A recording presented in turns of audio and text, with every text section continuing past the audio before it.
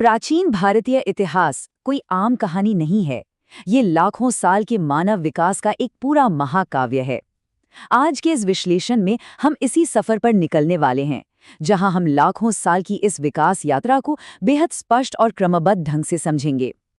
इस विश्लेषण में हम इस लंबे सफर को 4 मुख्य पड़ावों में बांटेंगे: पुराषण काल, सिंधु घाटी सभ्यता, वैदिक काल और आखिर में बौद्ध धर्म का जन्म।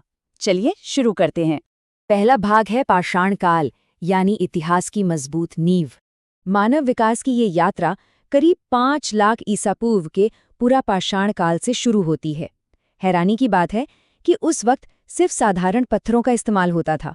फिर आगे बढ़ते हुए हम 7000 ईसा पूर्व के नवपाषाण काल तक आते हैं, जहां पत्थरों को पॉलिश किया जाने लगा और खेती की शुरुआत हुई। अब यहाँ सबसे दिलचस्प बात यह है कि इंसान धीरे धीरे शिकारी से किसान बन रहा था। होमो सेपियंस के आने से लेकर छोटे माइक्रोलिथ औजारों के आविष्कार और मेहरगढ़ में खेती शुरू होने तक सब कुछ तेजी से बदल रहा था। कश्मीर में तो ऐसी अनोखी जगह मिली हैं जहां लोग बाकायदा गड्ढों में घर बनाकर रहते थे, और हैरानी की बात यह है कि वहां कुत्तों को उनके मालिक के साथ ही दफनाया जाता था। आगे बढ़ते हैं हमारे दूसरे भाग की तरफ, सिंधु घाटी सभ्यता, जो कांस्य युग की एक बहुत बड़ी छलांग थी। कांस्य युग की ये सभ्यता हैरानअंगेज रूप से आधुनिक थी। अगर हम इन जगहों को देखें तो पाकिस्तान के हड़प्पा में मिले विशाल अन्नगार और मोहनजोदारो का बड़ा स्नानागार इनकी बेहतरीन इंजीनियरिंग दिखाते हैं। वहीं गुजरात की तरफ आने पर लोथल का प्राचीन बंदरगाह इनके विशाल व्यापारिक नेटवर्क को समझाता है, और धौलावीरा की जल भंडारण प्रणाली बताती है कि इनकी दूरदृष्टि कितनी कमाल की थी। अब एक बहुत ही हैरान करने वाला तथ्य देखते हैं। मोहनजोदारो से मिली कांस्य की वो बेहद मशहूर डांसिंग गर्ल की मूर्ति, जो एक जटिल त्रिभंगा मुद्रा में खड़ी है, वो वास्तव में सिर्फ 10.5 सेंटीमीटर लंबी है। जी हाँ, इतनी छोटी होने के बावजूद ये कला का एक बेजोड़ नमूना है। पर इस युग का सबसे बड़ा रहस्य कुछ और ही है, और वो है इनकी बूस्ट्रोफेडॉन लिपि। इसे दाएं से बाएं और फिर बाएं से दाएं लिखा जाता था। और सबसे बड़ी हैरानी की बात यह है कि इस लिपि को आज तक कोई पढ़ नहीं पाया है। दरअसल आज भी जो कोई इस रहस्यमयी लिपि को डिकोड कर देगा, उसके लिए $1 मिलियन का इनाम रखा गया है। ये सच में एक बहुत बड़ा रहस्य है। एक और रोचक बात, जब प्राचीन मेसोपोटामिया के लोग सिंधु घाटी सभ्यता के लोगों के साथ व्यापार करते थे, तो वे उन्हें मेलुहा कहकर बुलाते थे। आज के आधुनिक इराक में हड़प्पा की मोहरें मिलना इस बात का पक्का प्रमाण है कि इन शुरुआती शहरी केंद्रों के बीच एक बहुत ही विशाल और सक्रिय व्यापार नेटवर्क चल रहा था। चलिए अब आते हैं तीसरे भाग पर, वैदिक काल यानी लोहा और दर्शन शास्त्र का दौर। 1500 से 500 ईसा पूर्व के बीच रचे गए इन 4 ग्रंथों ने दर्शन की नींव रखी। शुरुआत होती है ऋग्वेद से, जिसमें गायत्री मंत्र के साथ 10 मंडल हैं। फिर आता है सामवेद, जो संगीत की धुन बनाता है। यजुर्वेद प्रार्थनाओं और अनुष्ठानों का निर्देशन करता है। और आखिर में अथर्ववेद, जो जादुई मंत्रों के साथ साथ हमारा राष्ट्रीय आदर्श वाक्य सत्यमेव जयते भी प्रदान करता है। अब उस वक्त का समाज बहुत अलग था। शुरुआती वैदिक समाज पूरी तरह से पशुपालन पर निर्भर था। गायों को इतना पवित्र और अघण्य माना जाता था कि दरअसल उनके लिए बाकायदा युद्ध लड़े जाते थे। इन युद्धों को उस समय गाविष्ठी कहा जाता था। लेकिन वक्त के साथ सामाजिक ढांचा पूरी तरह बदल गया।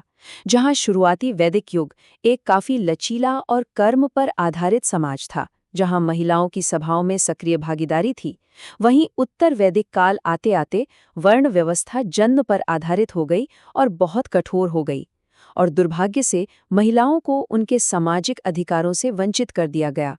इसी दौर में एक बहुत बड़ा बदलाव आया, श्यामा आयास के रूप में, जिसका मतलब है काला धातु यानी लोहा। ये उत्तर वैदिक काल की एक सच में क्रांतिकारी खोज थी। लोहे के आने से समाज पूरी तरह बदल गया। खेती का काफी बड़े पैमाने पर विस्तार हुआ और इंसानी बस्तियों का रूप हमेशा के लिए बदल गया। जैसे जैसे समाज और जटिल होता गया, जाबाला उपनिषद जैसे ग्रंथों ने मानव जीवन को 4 हिस्सों में यानी 4 व्यवस्थित आश्रमों में बांट दिया। सीखने के लिए ब्रह्मचार्य, परिवार के लिए गृहस्थ, जिम्मेदारियों से पीछे हटने के लिए वनप्रस्था, और आखिर में सब कुछ त्याग देने के लिए संन्यास। आखिर में हम पहुंचते हैं अपने चौथे भाग पर, बौद्ध धर्म का जन्म, एक बड़ा दार्शनिक बदलाव। दरअसल उत्तर वैदिक काल की जो महंगी धर्म कर्म व्यवस्था और कठोर जाति प्रथा बन चुकी थी, उसके खिलाफ समाज के निचले वर्गों और क्षत्रियों ने मिलकर आवाज उठानी शुरू की। ये वास्तव में एक गहरी सामाजिक जागरूकता की शुरुआत थी।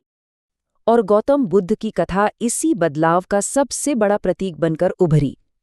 एक राजशाही परिवार में जन्म लेने वाले सिद्धार्थ ने 29 साल की उम्र में सब कुछ त्याग दिया, जिसे महाभिनिष्क्रमण कहा गया। फिर बोध गया में बोधि वृक्ष के नीचे 49 दिनों के गहरे ध्यान के बाद उन्हें ज्ञान प्राप्त हुआ। इसने सभी लोगों के लिए ज्ञान प्राप्ति का एक सरल मार्ग खोल दिया। यहाँ बौद्ध दर्शन एक बेहद गहरी सीख देता है। कहा गया है कि जिस तरह एक कस्तूरी मृग यानी मस्क डियर बाहर उस खुशबू को पागलों की तरह ढूंढता फिरता है जो वास्तव में उसके भीतर ही होती है, ठीक वैसे ही हम इंसान भी परम शांति की तलाश में भौतिक चीजों के पीछे भागते रहते हैं। ये हमें याद दिलाता है कि वास्तविक आनंद बाहरी दुनिया में नहीं, बल्कि खुद हमारे भीतर छिपा है। तो अंत में ये हम सबके सामने एक बहुत बड़ा सवाल खड़ा करता है। क्या सच में आज का पैसे, सफलता और रुतबे के पीछे भागना उन प्राचीन दार्शनिक संघर्षों से कुछ अलग है? अगर इन ऐतिहासिक सीखों को आज के जीवन से जोड़कर देखा जाए, तो प्राचीन परंपराओं और इस आधुनिक दौड़ के बीच एक अत्यंत रोचक कड़ी नजर आती है। ये सच में सोचने की बात है कि क्या हम लोग आज भी वही कस्तूरी मृग तो नहीं है।